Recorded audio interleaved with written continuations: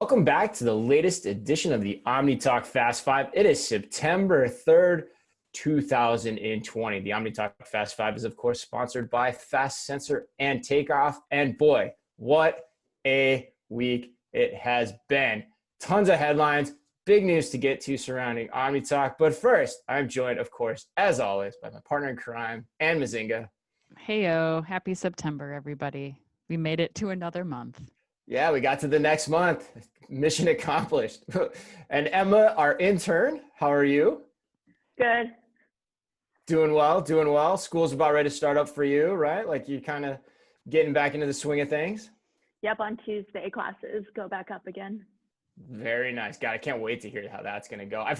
I was hearing rumors that they're actually trying to do a curfew on campus. What, everyone's supposed to be in their rooms at college, in their dorms by 9 p.m.? Is that right? Am I hearing this information correctly? Yeah, I think so. So it'll be interesting to see how that works out. Yeah, that seems pretty easy to keep everybody in line on that one. Yeah, I'm sure college students will abide by that pretty well. That's why you guys went to college, right? For the college life in your dorm at 9 p.m. That's when the magic happens. Oh yeah, as they say. Everyone at Stanford was in bed by 9 p.m. because we were all studying, right? Yeah, of course. Well, that might actually be true. I wouldn't be surprised if that was the case. I probably was. But anyway, but speaking of partying hard, did you guys also know that today is a special day for another reason? Today is Charlie Sheen's birthday. Oh man, party hard. Is he still partying hard? I don't think Charlie Sheen ever doesn't party hard. Yeah. How old do you think said Charlie Sheen is? Let's start there. Oh, Emma, do you know who Charlie Sheen is? I know of Charlie Sheen. The winning Charlie Sheen, right? That's maybe how you know him, or not even Half Man. You come on, I don't even think that. All right. But how old do you think Charlie Sheen is, Ann? What do you think? 54. Damn, that's pretty good. 55. I thought he was I thought he was closer to 60. I thought he was close to 60. Okay, so now favorite Charlie Sheen movie. Go.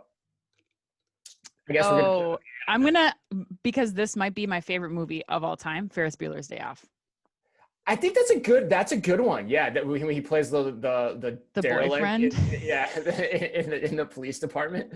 That's pretty good. I think I got to go Wall Street too. I thought that you could see the raw, smoldering talent of Charlie Sheen in that movie, and I thought that was a pretty good one. But Ferris Bueller's would probably be my second.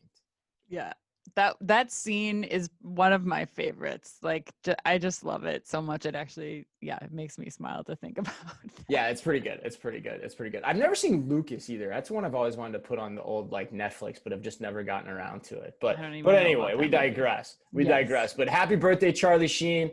Hope you're still winning. And winning is the theme because, man, there were some good things this week. We're going to lead off with the story on Grabango. We're going to talk a little Walmart Plus. We're going to talk about Amazon's new grocery store. Tons of really, really groundbreaking announcements in this week's Fast Five. And then stick around at the end. We're actually going to talk about Macy's and their earnings statement. And we're going to ask the question, is fashion retail dead at scale when it comes to physical stores? It may sound crazy, but I think it's pretty interesting to think about. I also want to give a quick update on everything that's been going on at OmniTalk this year. We've had a lot of cool milestones, and we can't thank you guys enough for tuning in every single week and supporting us. Just this past week on Sunday, actually, our traffic to our OmniTalk website passed all of 2019, and that's still with 4 months to go. We also just refreshed our website, so give it a look. It's new, it's fresh, it's got some cool new elements. We'd love your feedback. Tell us what you think about it. We are pretty excited about it because we have embarked on a new partnership with a company called Distill Info. And Distill Info is now providing all of our back end and our analytics to help support all of the people we work with on a weekly basis. So if you're interested in learning more about that, please let us know. There's tons of things we can do on the content and marketing side to help drive awareness for your business. And man, the readership has just exploded. Our subscriber base is now up in the 6 digits on a weekly basis. So we're pretty excited about all that information. And again, like I said, and I can't thank everyone that listens each and every week and reads our stuff enough. It really means a lot that we've been able to get to this place with all of you guys. So thank you from the bottom of our hearts. Yeah, and really was our mission all along, which is pretty cool to see after having done this together for 3 years now, Chris. I mean, who would have thought that some former retailers could get into creating really a platform for the rest of retail, that with a different perspective, people who really have actually been in their shoes before. And we're continuing to try to make that content more relevant for you. And really thank you so much to all of our listeners and our moms. Yes, that's right. The quote unquote journalist approach has been working. So thank you to everyone. All right, well, let's get started. First, big thank you, because without our sponsors, none of this would be possible. And our first sponsor is Fast Sensor. Fast Sensor is the first AI-powered platform that provides solutions for social distancing, contact tracing, and operational optimization, all tailored to fit your business. With Fast Sensor, you have the tools necessary to monitor safety, efficiency, and journeys across your organization.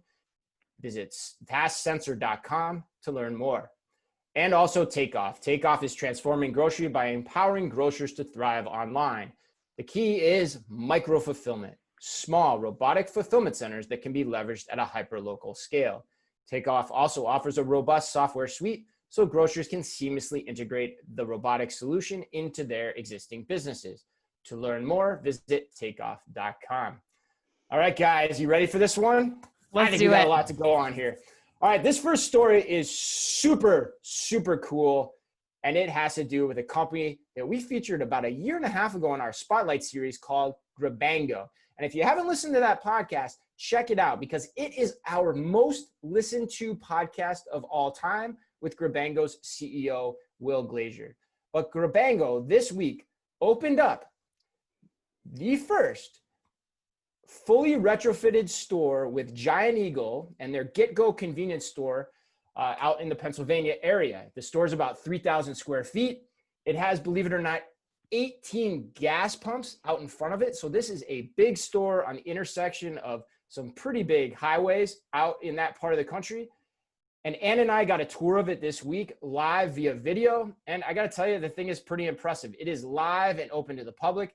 There's been a lot of chatter in this industry about all the things companies are going to do. And Grabango has actually gone out there. And as of Tuesday, this is now a live functioning checkout free store at a fairly large scale, roughly 3,000 square feet. So, Ann, what was your takeaway from the whole tour that we did on Tuesday? I mean, it's pretty incredible, isn't it? We were just talking a couple weeks ago about Standard Cognition's announcement with Circle K doing this in early 2021. And then it was like, bam, out of nowhere, we have one retrofit, like all of the key elements of that I think we've been waiting for like the last 1.5 years, it feels like, to actually see one of these stores functioning in real life with real customers, and especially the amount of people. I mean, we saw in the video we'll be sharing with OmniTalk listeners and viewers soon, but this is like pumping out people. This is not like just a test store in the middle of nowhere. This is like quite a high volume, high traffic store, 24 hours a day, 7 days a week. It's open. And now they have this option to check out completely, cashierless. It's amazing.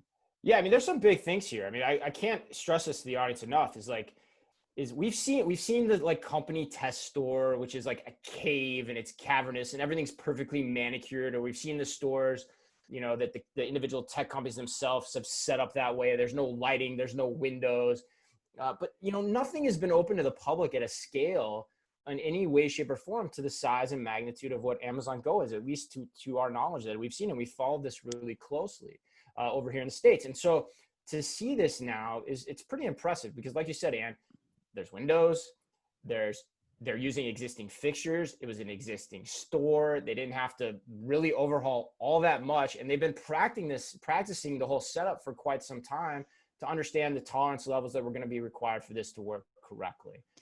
So it's pretty cool to see. And I think one of the other things to just touch on for those who haven't seen this already, there's no turnstiles. You just walk in. You do have to download the Grabango app before you enter. And that's how you check. You go through, you pick stuff up off the shelves, and then you scan a code before you walk out. And one thing we talked about, Chris, and we just touched on that I think is really intriguing as we see some more of this activity happen, as we see Standard Cognition roll out a store also using this retrofit method, is these giant retailers, Giant Eagle in this case, Circle K and others, they're relying on these parties to provide access to this cashierless checkout within the Grabango app or the Standard Cognition app, not through a Giant Eagle app. So I think something that we'll continue to watch here too is the role that these technology providers, individual apps actually play in enabling the transactions for these cashierless stores. So yeah, that's a great point, which putting in perspective, especially for all the finance wonks out there that listen to us, that means a higher exit for a lot of these companies, because essentially it means a ubiquitous platform to go in and out and shop, checkout free in any of these retail installations that might have this type of setup. Yeah, it's fascinating to see. And I think that one question too about, how does it all work ultimately end? Do I scan to get in like I do at Amazon Go? Is there a controlled exit point? I've always been a big fan of that. We'll see how that all plays out. And I think there's still a lot to come. But again, none of it happens without experimentation. And that's what this industry needs is let's talk about all the marketing and the sizzle and all the things we're going to do. What are the live things we're actually doing? And the retailers, most importantly, need to get behind that experimentation and start to do it to understand what we really have here. But this is cool. I mean, this upstages two really huge stories from Walmart and from Amazon. So Ann, why don't you do the next story? Yeah, let's go to Walmart finally announcing a launch date for Walmart Plus. I feel like this has been a headline like 5 times this year, but we mean it, you guys. This time it's really happening. So Walmart has announced a launch date for their Walmart Plus program in a couple of weeks here in September. It's $98 a year for the program. They aren't comparing this to Amazon Prime subscription, but in case you were, like the rest of us are, that's compared to $119 a year for Amazon Prime. Walmart Plus requires an order minimum of $35, but that's for 160,000 items that qualify for free shipping under the Walmart Plus program that can be delivered directly from stores, key point, directly from the 4,700 Walmart stores around the country, which allows them to offer same-day shipping on many of the products. Walmart's also doing an option here where Walmart Plus subscribers can pay $12.95 a month instead of paying one lump sum of the $98 as an annual fee. So what do you guys think here? Do you have Emma, any what new do you thoughts? think, Emma? I think, it's not enough to get me to switch my loyalty from like Target and Cub, which are the two grocers closest to me, over to Walmart. And at this point, I'm kind of confused. So I'm sure guys are going to break down more of the details going forward, just as to everything it has. The one thing I did notice, though, was that they don't have their streaming services or anything like that attached to it, which I think really is like they should have done that, because that's one of my favorite parts about Amazon Prime. Yeah, that's a good point too. I think like we always say on the show too, it's day one, right? Like the damn thing hasn't even launched yet, right? It launches September 15th. So we'll see where it goes. I think, Ann, you're right. Like at the end of the day, like let's not put too much of a smokescreen on this. This is a grocery play, right? Mm-hmm. It's 100% a grocery play. And essentially it keeps pace with what Amazon is already doing, right? And Amazon has some, and you can get into all this like delivery minutia of like, what are the fees for what? But essentially like Amazon has some hurdles. Target has some hurdles with Shipt. But basically, it's just leveling the playing field across those three really major players. The cooler part to me, though, and what Emma's alluding to, is actually some of the other stuff. Like, if you're a Walmart Plus member, you can use their Scan and Go program. You can get up to 5 cents discounts on your gasoline at over 2,000 gas stations that are affiliated with Walmart. I did some math on this for an article. Do you know we spend 4% of our pre-tax income on gasoline? That stuff matters. That's Amazon, not including 2020 revenue, right? Right. Imagine that data is that was 2019 pre-COVID. Yeah, okay, good. It doesn't really change either. I went back like 10 years. It's like you spend $2,000 a year on gas, the average person. But like Amazon can't do that. And if anything, like under COVID with Scan and Go, I mean, we've been a long time fan of that. And they've done a lot of work with Sam's Club, and it has a controlled exit point as well. I made sure to ask that of their PR team in terms of how they're implementing this. You scan your QR code on the way out through a self-checkout machine that speeds you through. That's a place too where I go, okay, Amazon can't, that's not even in Amazon's wheelhouse right now. Sure, they have 30 Amazon Go stores. Target, what the hell are you doing? Because you haven't moved the needle at all on that capability. Okay, so now I look at the range of what I can get there versus what I can get with Target and Shipt. Walmart's starting to look a lot more compelling to me especially if I want to get in and out quickly, which for me, I can't actually shop physical retail because I can't stand in lines anymore. It's so hard. And that makes it really compelling for me to try it, actually. Yeah, I think that the big question is like, if you are an existing Walmart customer, this is amazing. Like, there's so many benefits here. It makes sense. You have a lot of product that you can now get shipped to you day of. And I in an ideal, I think, setting, you're getting it shipped more quickly, hopefully, because you are getting it from the store versus from a warehouse that is coming, like, I think that's a benefit here. I think Emma's point about the streaming makes the potential TikTok acquisition rumors even more interesting too. Walmart's trying here. Whether they want to admit it or say it out loud or not, like, they're trying to get competitive. And I think this is a good way to do that. I even think about, would I switch over or would I add this on as a potential benefit for my family? And I'd consider it. I don't know that I'm going to cross over and cut Prime, but I think there's some potential here for sure. Yeah, and let's not forget too, I think the other key part of this is, let's also talk about the other thing Walmart's doing, which is Walmart is rolling out their health hubs. And if you remember, we talked about this back in February, and I remember we were sitting outside at Etel West, and we were talking about how $30 medical visits and $25 dental checkups.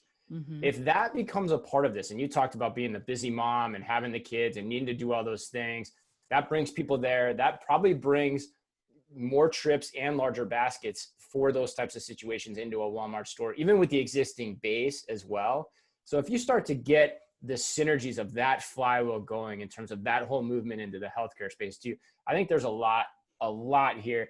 And I say kudos to Walmart for finally doing this too. I mean, and they've gotten a lot of crap for how long it was delayed. We were kind of giving them some grief, but I mean, it really hasn't been that long. I mean, yeah. Has there been a lot going on? There kind of has. Right. So, the last question that I have that I'll be following too is, we talked about Instacart partnering with Walmart, and now that they are offering same day, in some cases, delivery from their stores, I wonder what other partnerships are happening to make that happen, what third-party people they're using and teams to facilitate this now too, and what that means down the road too for the Instacarts, the DoorDashes, and those other companies. For sure. Yeah. The operational questions of this are still really interesting. We'll get to that somewhat with Amazon too.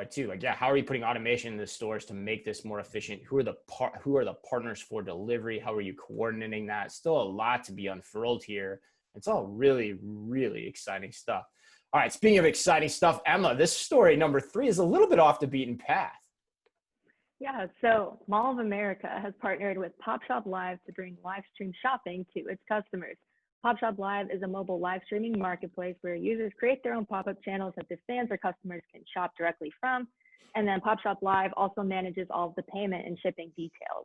I love this for Mall of America though, because they're taking it into their own hands to get people interested and then hopefully purchasing the products that the retailers within the mall sell. The retailers, aren't really jumping on it. So Mall of America's like, if we can't get the foot traffic, we have to come up with an alternative. And I watched one of their live streams last night. Yeah, you guys tried this, right? Yeah. You both tried this, right? Okay. Yeah, I watched Games by James, which is a local Minnesota game store. But it was interesting. I'm not a big game person, but it's a clever one because I'm sure they're selling a lot more games right now because people are bored. And then it's super simple. You just click on a product and you can even use Apple Pay to pay and it'll fill out your shipping details and everything. But yeah, it's just something entertaining to watch. It's a different way to shop. Hold on a sec. So what was that like? Were they because I remember Sorry was the #1 game at Walmart for 1 week. Were people just playing Sorry and then you click on it? How did that work? What was the interaction like?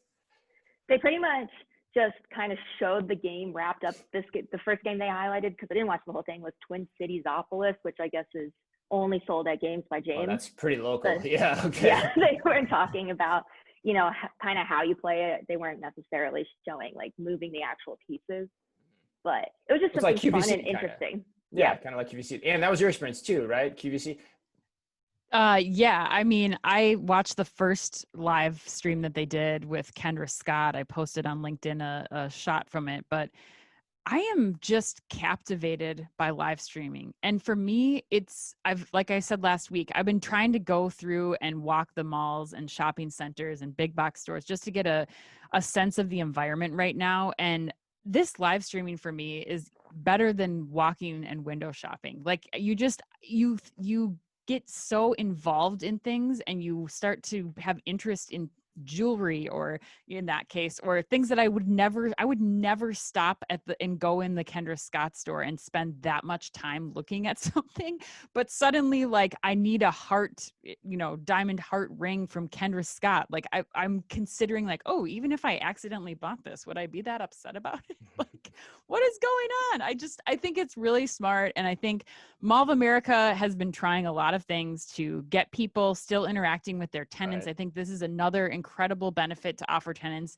It's, Mall of America representatives going in and interviewing the different tenants. So they're really taking it on here and saying, here's how we're going to help you still, it's not consolidated fulfillment and curbside and all these other things, but here's another way we're going to try to help you to get people engaging with the platform. And the Pop Live platform is really fun too. I mean, it's not just Mall of America. It's a collection of stores from all over the country. So I think this is really fun, and I'll be checking this out.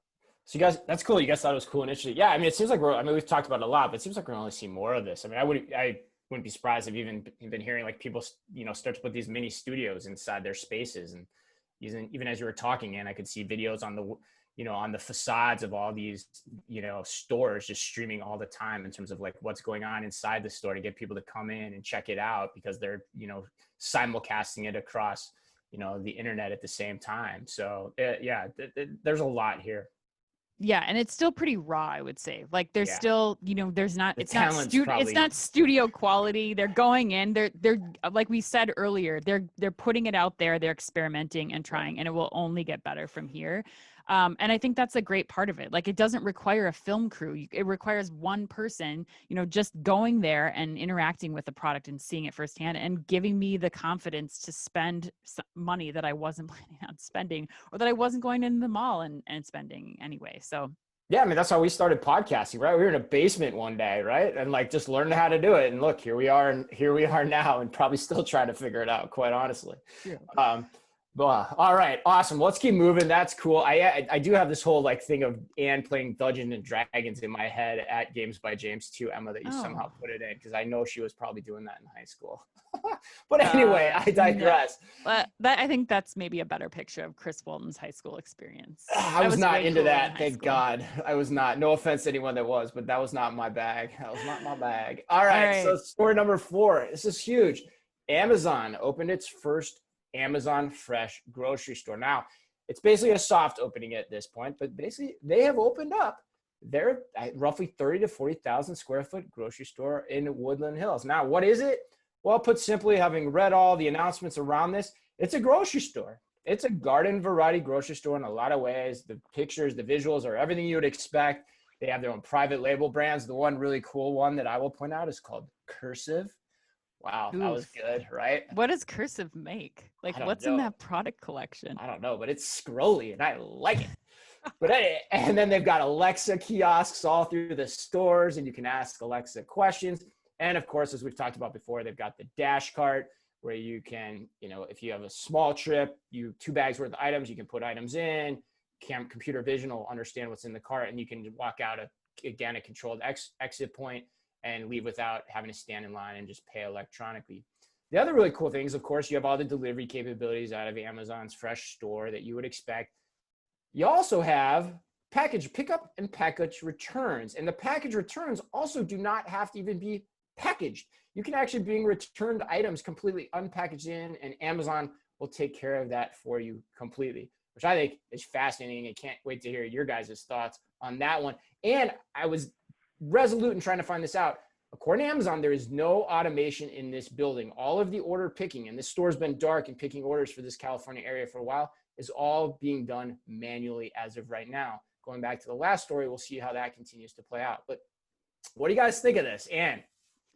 So The package pickup thing is maybe my favorite part of this story. For I know that's sure. weird, but like that's such a relief. And I mean, grocery stores have had some post offices in them before, but I mean, you had to bring your stuff ready to go. I think for me, talk about one-stop shopping, like to be able to know that I can bring my returns to this spot and get my grocery shopping done in one place. I think that's amazing.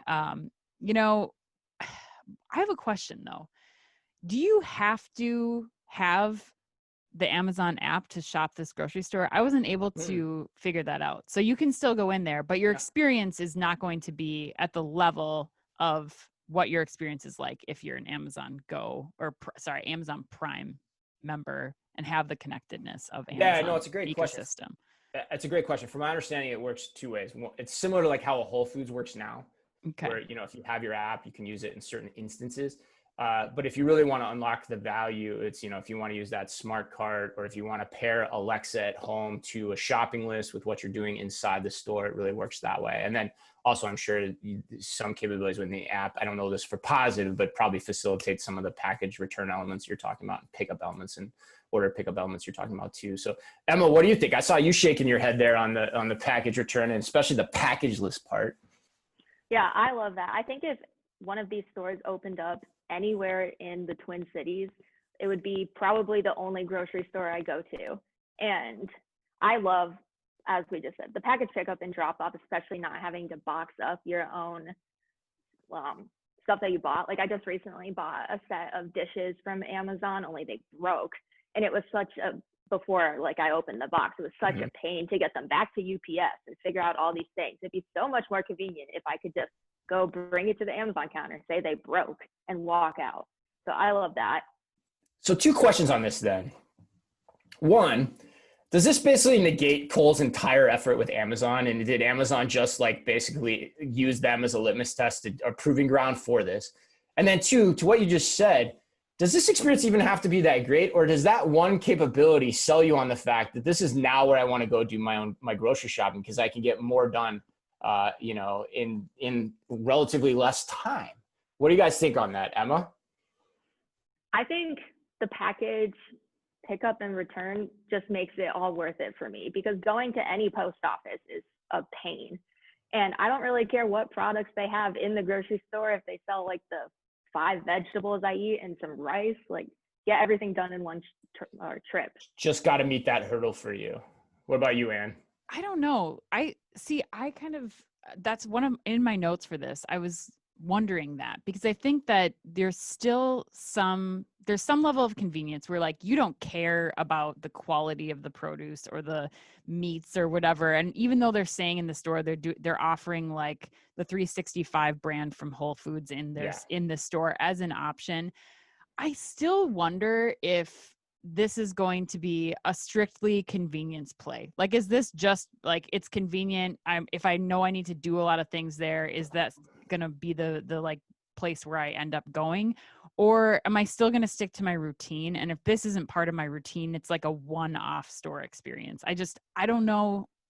I worry about the quality. And if the quality of the product isn't there, if it skews more like Aldi and less Whole Foods, if people are really going to continue to go there as their destination for shopping, if they're physically going to a Amazon store, and if that even matters, I don't know. Yeah, right. Yeah, I know. Yeah, you're right. And we'll see how it plays out, like too. And like, what's the ultimate size of these things in the box? I mean, then where does Amazon Go come in, where you've got 10,000 square foot Go stores, which are really compelling on the convenience side of things with grocery. But you're right. It always begins and ends with the quality of the perishables and the fresh meats, right? That's generally speaking, what's probably driving people's decision-making process in terms of where to go for their grocery store. But you could make that same argument about a Target grocery experience, quite frankly. So like, I think this is very fascinating in that context. And so then you start to say, what's the competitive response here of returns in the online space? Walmart has their Shopify partnership, but again, what's Target doing in that space? There's not anything there to compel people to make that one-stop shop more compelling amongst these three behemoths of the one-stop shop category. And Amazon's now kind of doing it by default. And then they've got the relationship with Kohl's too. So a lot of interesting dynamics at play here. And final word. Yeah, I think things are just heating up here. I mean, with the Grabango story, with Walmart Plus, like, and with this story, I mean, the way we shop is going to be so different. We say that a lot, but I think I'm really like standing at the top of the mountain right now, and you're looking down, you're like, we have so much that's going to just transform what life is like in the next year, as cashierless checkout, as more Amazon grocery stores start to pepper across the landscape of the United States. It's going to be something remarkable. Again, like another chapter in the 2020 retail change. All right. Well, on that note, close us out. Macy's. Let's do this. Well, guys, I know you're excited about this one. Macy's has announced that they are looking at opening smaller stores in off-mall locations. So according to Macy's CEO Jeff Gennett, Macy's is planning to test several smaller Macy's stores outside of malls, as well as a Bloomingdale's off-mall store. They are also looking to expand their Macy's Backstage, which is their off-price concept. But they have said this does not change any of their plans to close 125 of their stores over the course of the next 3 years. I have a lot of thoughts about this, but I will turn it to you guys first and see what you think, if you're pumped about smaller format Macy's stores as the saving grace for this company. Oh man, Emma, I mean, well, let's go to you first. Emma, do you think Macy's can pull off a smaller format off-mall Macy's concept? No. Why not? Not at all. They're an irrelevant brand, and like, to me, Macy's means absolutely nothing. And I can't see it. I think having the word Macy's attached to you means I will not go to your smaller format store. Like, I'm done. I'm over Macy's. If they had completely rebranded, and like, let's say you take Macy's like Backstage, and those can be smaller format stores, but they're the discounted product.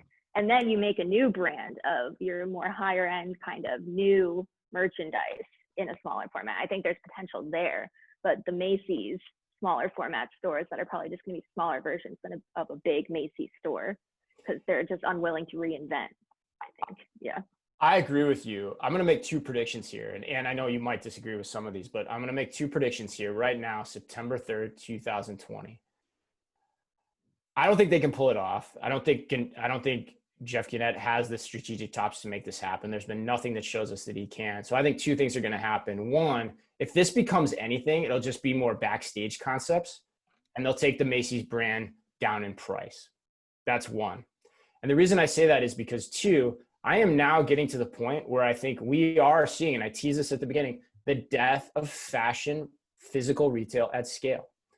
And the reason I say that is because of this. It's something someone said to me early this year in a conversation, which is, I go online, I shop these live streams, I shop my Instagram feed. That stuff feels special and unique to me.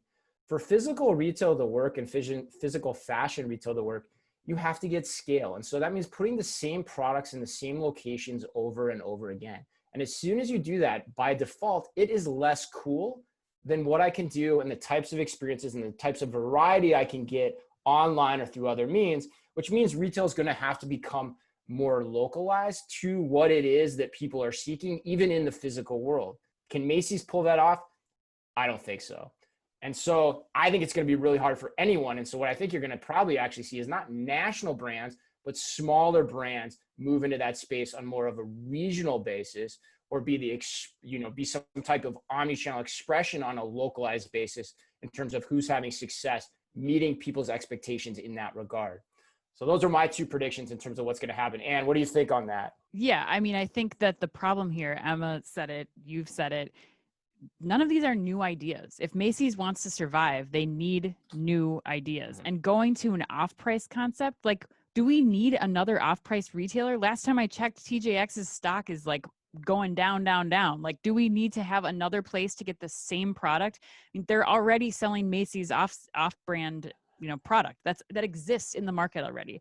So if they want to win here, if they are going to go into the smaller formats, I think that they have to start to take a step back and look at, can we take a concept like Market at Macy's? Can we take what we learned from that and try to create these like smaller regional concepts that aren't, you know, what the Macy's of old was? That's not working anymore. And another thing that this, you know, if they do start looking into off mall, we kind of touched on it yesterday, but they're one of the largest anchor tenants in malls today too. So if Macy's starts going off mall, what ripple effect does that have for the rest of the retail industry? I mean, not that I don't know that it's going to matter if they don't end up staying around as a brand anyway, but yeah, I think this is really difficult for me to stomach as a new concept for Macy's, or one that can keep them alive. I think it's an impossible pivot, quite frankly. Even as you talk there, I'm just like, this is impossible. There's no way you can turn the ship in that direction and then be at this point in time and be saddled with all the legacy real estate and infrastructure that you have. The visual that keeps coming to my mind is that scene in the Titanic where they see the iceberg and they're like, let's go, let's go, let's go. And they start turning the ship and no one knows that it's just scraping the living crap out of the hull underneath the water, right? That's what's going on here. It's just not going to be possible as an idea. And I think it begs the larger question in closing of what does this mean for fashion retail at scale in general? Because I don't think we're talking about that question enough. All right, well, that closes us up this week. Fun conversation, you guys. We got some Charlie Sheen in there, some D&D, cursive. What's everybody doing for Labor Day? It's Labor Day is this weekend. What do you got planned, Ann? I don't really have any plans. I'm just gonna try to kick back and enjoy the last week of maybe sort of sanity before kids go back to school. How about you guys? Emma? Nothing. I do the same exact things every single day, and that's pretty much what I'll keep doing. Yeah, I'm not sure. My great grandma, for those listening, my great grandmother is actually in the hospital, so I'm not sure. So there could be, depending on how that goes, there could be a lot of beverages consumed this weekend. We'll see how this plays out, but just hoping to spend some time with the family and, you know, kind of keep connected with everything. So on that really downbeat note, I just left us all with, we do hope everyone has a wonderful, wonderful Labor Day. Get to spend some time with your friends and loved ones. Again, thank you so much to all of you. You mean so much to us in terms of the success we've been able to have here at OmniTalk. Emma the Intern, Ann, and I cannot thank you enough. If you haven't already, as I always say, please remember to leave us a review wherever you happen to listen to our podcast or watch our videos on YouTube. And as always, be careful out there.